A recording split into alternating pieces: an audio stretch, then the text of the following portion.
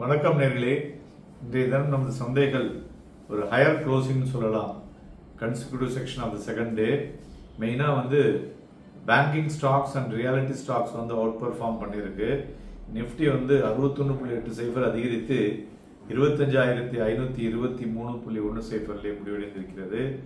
Psychological barrier 25,500 மேலே முடிவடைந்திருப்பது குறிப்பிடத்தக்கது. மெயினாக இந்த கெயின் இந்த லாஸ்ட் ஹாஃப் அன் ஹவரில் பார்த்தோம்னாக்க ஒரு பவர்ஃபுல் பையிங் வந்தது மார்க்கெட்டில். Kotak Mahindra bank, HDFC bank and ICICI bank. Globally market sentiment completely influenced by Donald Trump's decision. So இந்த போஸ்ட்போன் ஆஃப் நியூ டேரிஃபில் பார்க்கும் பொழுது ஆகஸ்ட் 1 நிறைய சேஞ்சஸ் அதில் வந்திருக்கு. So sharp import duties on multiple countries.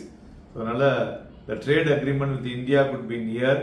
But back home Kotak Mahindra bank 3% மேலே ஏறி இருக்கு. Strong loan and deposit growth during June quarter. அதுபோல HDFC பேங்க், ICICI பேங்க்கும் ஒரு பாசிட்டிவ் இண்டெக்ஸ் மூவ்மெண்ட்டுக்கு கான்ட்ரிபியூட் பண்ணினதுல முக்கியமான பங்குகள்னு சொல்லலாம். Advances 1101, declines 1329. மார்க்கெட் பிரெத்தை பார்க்கும் பொழுது NSE நெகட்டிவாக தான் இருக்கு.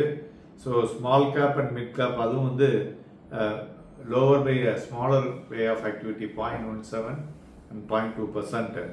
அதே மாதிரி அப்பர் சர்க்கியூட்ல பார்த்தோம்னா இன்னைக்கு 86 பங்குகளும், லோவர் சர்க்கியூட்ல 62 பங்குகளும் ட்ரேட் ஆச்சு. அதுபோல 56 பங்குகள் 52 வீக் ஹையையும் 40 பங்குகள் 52 வீக் லோவையும் டச் பண்ணினது குறிப்பிடத்தக்கது.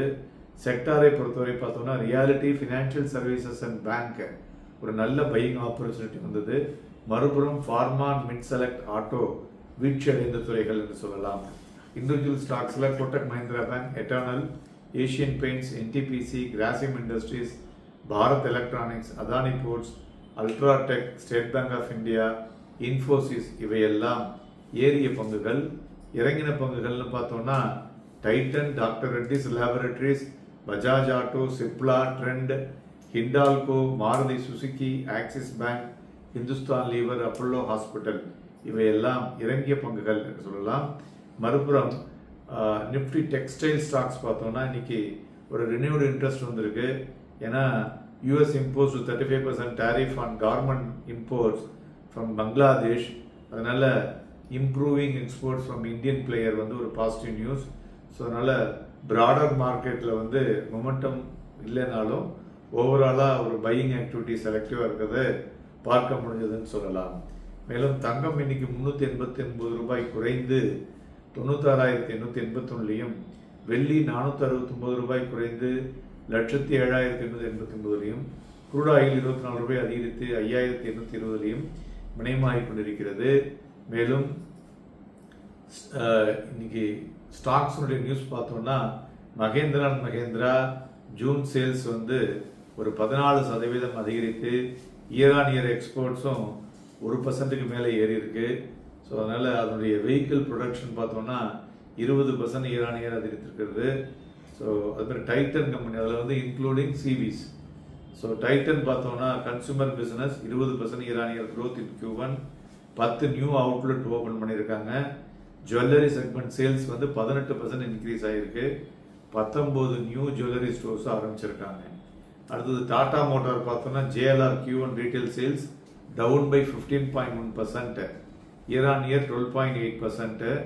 So mix improvement with Range Rover, sports and Defender contributing 77.2% of the whole சேல்ஸில். மேக்ரோ டெவலப்பர்ஸ் பார்த்தோம்னா Q1 pre sales growth 10% year on year. So collection rose 7% year on year. So Kotak Mahindra bank net advances 14% year on year, 4.4 lakh crore. Deposit growth பார்த்தோம்னா 14.6% year on year, 5.1 lakh crore. So CASA deposits up by 8%, 2.1 lakh crore வந்திருக்கு. மேலும் Nifty 500ல பார்த்தோம்னா Alok industries 10% ஏறி இருக்கு, eleven trees 6% ஏறி இருக்கு, sonata software 5.25% ஏறி இருக்கு. This is stock news today for you to handle it. Block டீலை பொறுத்தவரை பார்த்தோம்னா Torrent pharma, BSE and Axis bank. இன்னைக்கு மார்க்கெட் ஏறியதற்கு காரணம் என்ன அப்படிங்கிறது எல்லோருக்கும் இருக்கக்கூடும். மெயினாக மார்க்கெட் வந்து ஏறினாலும் ஒரு ரேஞ்ச் பவுண்ட் ஆக்டிவிட்டி தான் இருந்ததுன்னு சொல்லலாம். மெயினாக வந்து இந்தியா அண்ட் யூஎஸ் ட்ரேடு இந்த மினி அக்ரிமெண்ட் வந்து இன்றைய தினம் வெளிவர இருக்கிறது. அதே மாதிரி சென்டிமெண்ட் வந்து பார்த்தோம்னா cautious by optimistic, lack of formal confirmations இருக்கு. அது ஒரு மாதிரி இன்றைய தினமும் நாளைய தினமும் வெளிவந்தால் அதற்கு தகுந்தாற்போல் நம்ம வந்து சந்தைகளுடைய போக்கிலே பார்க்க முடியும். அதுபோல் Q1 FY26 பார்த்தோம்னாக்க ஒரு இன்னும் 2 நாளில் ஆரம்பமாக புரிகிறது. அது ஸ்ட்ராங்காக இருக்கக்கூடும் என்ற எதிர்பார்ப்பும் இருக்கிறது.